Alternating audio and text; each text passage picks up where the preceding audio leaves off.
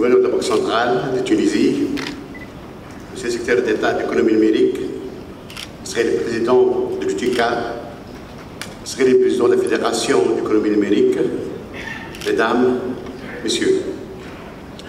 Parler de la digitalisation, c'est quelque chose de facile et d'évident pour une banque. Nous sommes convaincus que notre avenir ne peut se construire dans un environnement digitalisé. La technologie nous impose cette orientation. Vous voyez ce qu'ont fait les GAFA en métamorphosant la planète avec le big data, l'intelligence artificielle, les objets connectés, la 5e génération, le robot, la robotisation.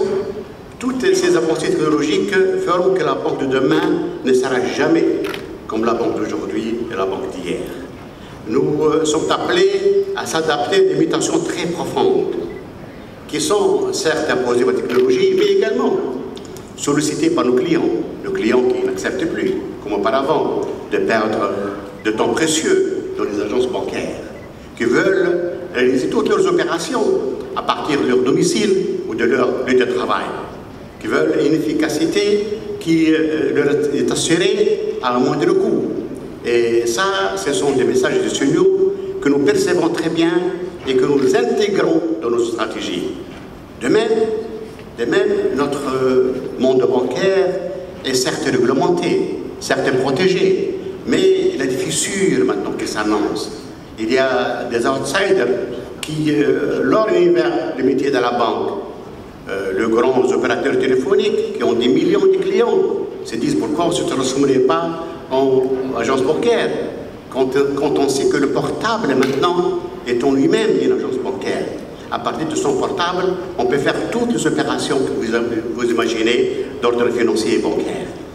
Les GAFA également, ça donne maintenant à la banque, vous voyez Apple Pay par exemple, qui offre un système de paiement totalement déconnecté des réseaux bancaires. Google également, qui va créer sa banque très prochainement.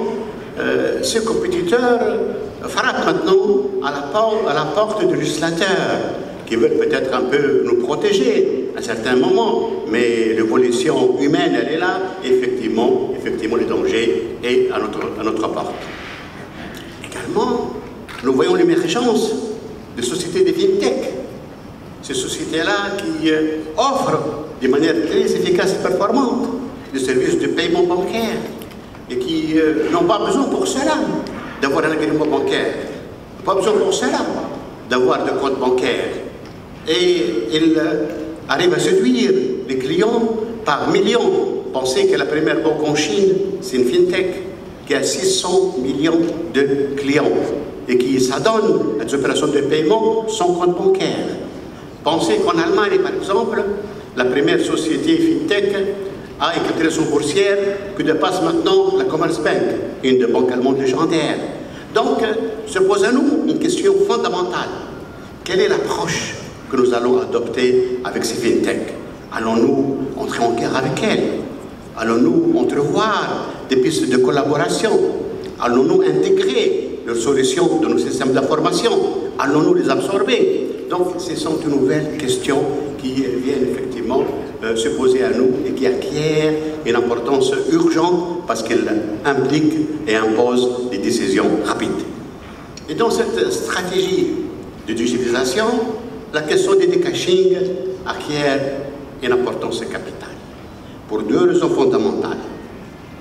Nos banquiers ne pouvons pas admettre qu'en Tunisie, 13 milliards de dinars circulent en dehors du système bancaire.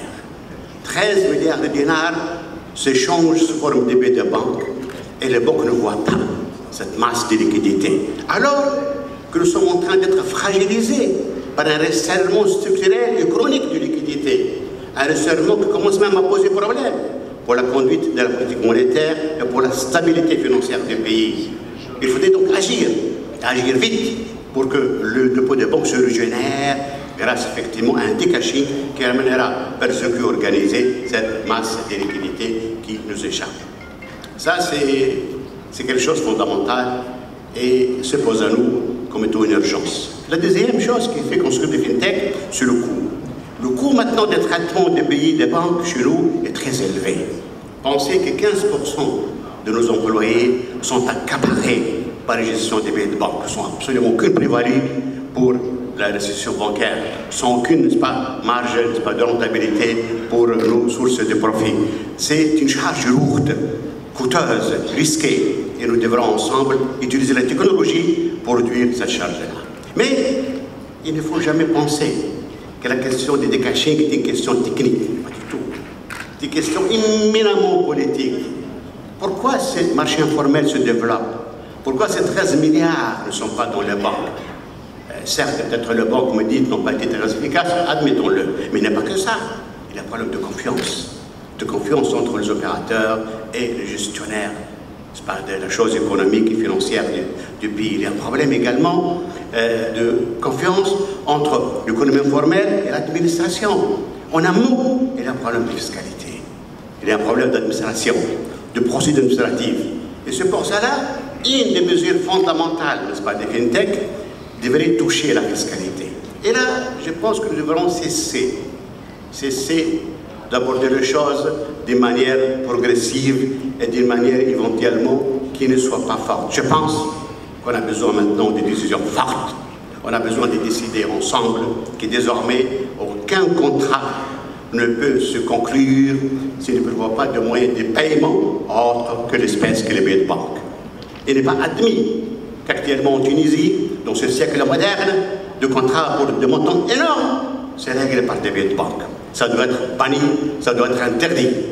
Également, il n'est pas admis que le citoyen et les entreprises règlent leurs impôts et leurs taxes par des billets de banque.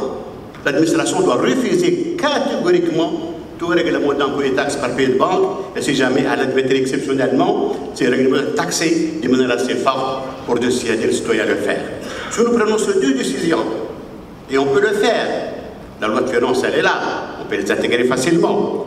Je vous assure que nous opérerons un changement de culture chez le citoyen économique, et même s'il y aura des problèmes au départ, nous saurons les gérer, mais nous aurons capitalisé sur un rapprochement très important entre l'économie informelle et l'économie organisée, donc c'est une réduction très sensible des décachings. Deuxièmement, nous les banques. Les gens nous disent vos conditions sont chères en termes de règlement par carte de paiement, en termes de règlement, n'est-ce pas, de commerce électronique. Je vous dis que ce n'est pas vrai. J'aurais aimé que ce soit cher. Comme ça, en réduisant les commissions, on apportera la solution. Mais ce n'est pas le cas. C'est pas le cas. Pourquoi maintenant? Pourquoi l'essentiel des cartes de paiement que nous émettons, 4 millions de cartes, sont utilisées pour retirer de l'argent de DAB, ne sont pas utilisées pour le paiement. À peine 20% utilisés pour le paiement. Ce n'est pas des commissions. Les commissions sont des discussions libres entre la banque et son commerçant. Nous avons beaucoup de commerçants qui reçoivent leur TP gratuitement de la part des banques. Beaucoup de commissions et de commerçants sur lesquels nous prélèvons aucune commission. Mais ce sont les commerçants qui refusent les règlements par carte. Ils le refusent parce qu'ils ont peur de la traçabilité. Ils ne veulent pas que de traces restent dans la transaction économique. Et au-delà de la traçabilité, il y a le conflit fiscal que j'avais indiqué. Donc, troisième proposition, si le fisc accepte de traiter différemment le chiffre d'affaires réglé par carte de paiement ou par moyen électronique, le chiffre d'affaires réglé par d'autres instruments de paiement, par espèces, chèques et autres, en prévoyant un taux d'imposition allégé pour le paiement électronique, il peut encourager à réduire cette frayeur vis-à-vis de la transparence, parce qu'elle a au chemin un impôt inférieur à régler TVA ou éventuellement aussi les bénéfices. Il pourrait aider à une plus grande acceptabilité des cartes pour le paiement, et ainsi on contribuera énormément à développer le décaching. Ça n'empêche pas que nous, les banques, sommes disposés à faire tous les gestes qu'il faut, chaque fois où nous sentons que ce que nous faisons contribuera énormément à aller dans le sens que nous désirons. Parce que pour nous, le décaching, c'est comme je l'avais expliqué, une diminution du coût, une augmentation du volume, donc au bout de chemin, une augmentation de ressources, donc une augmentation de marge. Ce qui reste également à faire pour essayer effectivement de mettre en place certaines décisions pratiques qui vont dans le même sens. Vous savez que dans la liste des services financiers primordial que nous devrons assurer gratuitement aux citoyens. Ils ne sont pas nombreux, mais ils sont nécessaires. Il y a le retrait d'espèces. Le retrait d'espèces chez les agences bancaires, pas autorisé à être effectué moyennant prélèvement de commission. Nous ne comprenons pas pourquoi. Nous ne comprenons pas pourquoi un client qui a un DAB dans l'agence va chez les guichets pour retirer de l'espèce. Pourquoi ne pas rendre, disons, taxer le retrait d'espèces et nous nous engageons nos banquiers que tout ce que nous allons collecter de cette taxation de retrait d'espèces, nous allons l'investir, l'employer pour développer la monnaie électronique, pour développer le paiement électronique. Voilà une piste qui va dans le sens que nous désirons. Et également, je finis par cette dernière annonce, vous savez que le mobile est présenté comme étant, comme l'avait dit, l'agence bancaire. Le mobile également, c'est un instrument de paiement maintenant, usité partout dans le monde, qui fait d'ailleurs des économies, des étapes intéressantes de l'évolution de services financiers, principalement dans les zones reculées.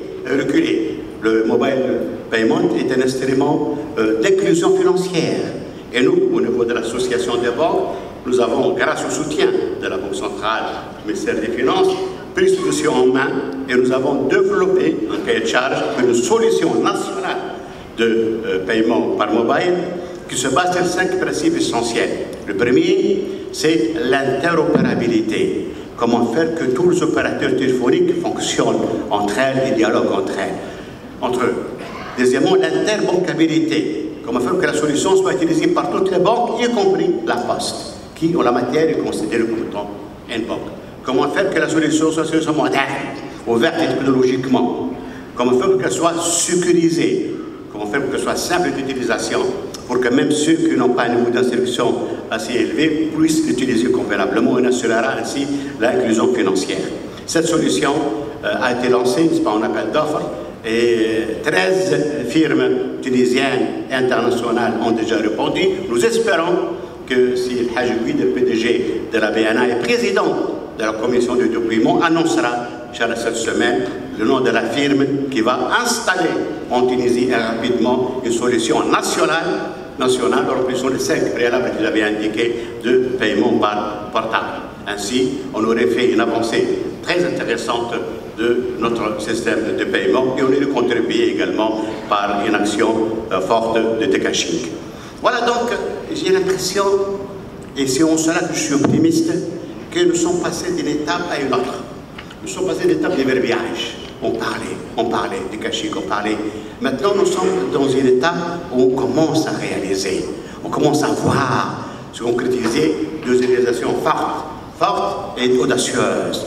J'en vais pour preuve ce qui a été fait par le ministère de l'Éducation nationale quand il a imposé, et j'insiste, souligne ce terme imposé, l'inscription de scolarité par Internet.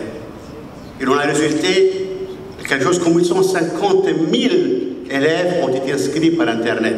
Ces 850 000 élèves qui maintenant savent ce que ça veut dire Internet, savent ce que ça veut dire payer par Internet. C'est une avancée colossale, fondamentale. Quand le système était volontaire, il n'y avait que 15 000 uniquement inscrits par Internet. Est venu le temps d'imposer à notre peuple, d'imposer à nos citoyens, d'imposer à notre économie des méthodes modernes de fonctionnement touchant entre autres le paiement et les opérations de digitalisation. Merci beaucoup.